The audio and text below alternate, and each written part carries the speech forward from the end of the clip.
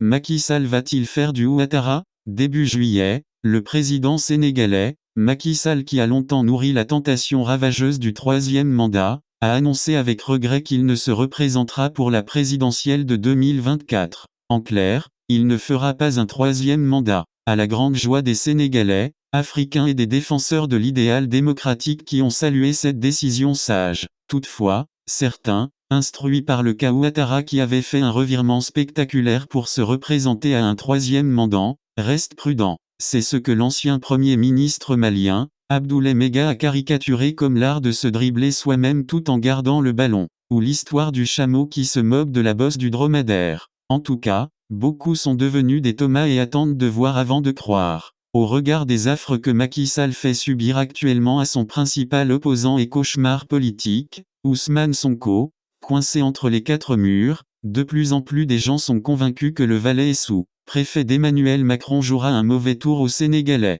à la manière du chameau ivoirien, Alassane Ouattara. Contrairement à la litanie de bêtises qu'il a récemment racontée au sujet de sa supposée non-candidature, Macky Sall a bien l'intention de se représenter à l'élection présidentielle de février 2024, pour un troisième mandat, encore une fois comme le tricheur de Côte d'Ivoire. N'en doutez même pas une seule seconde. Et c'est précisément dans cette optique qu'il a assigné à résidence Ousmane Sonko pendant près de 2 mois, avant de l'arrêter le 18 juillet dernier et de l'emprisonner sur des motifs fabriqués de toutes pièces, comme le font tous les autres valets reptiliens de Paris éparpillés en Afrique francophone, Biya, Déby, Bongo, Sassou, etc., écrit un internaute. Depuis le 31 juillet, Ousmane Sonko a entamé une grève de la faim en vue de protester contre son arrestation. A vu son état de santé fortement dégradé au point qu'il a été admis en réanimation dans la nuit du 16 août, à la suite d'un malaise dû à son affaiblissement général. Il faut donc sauver Ousmane Sonko de toute urgence,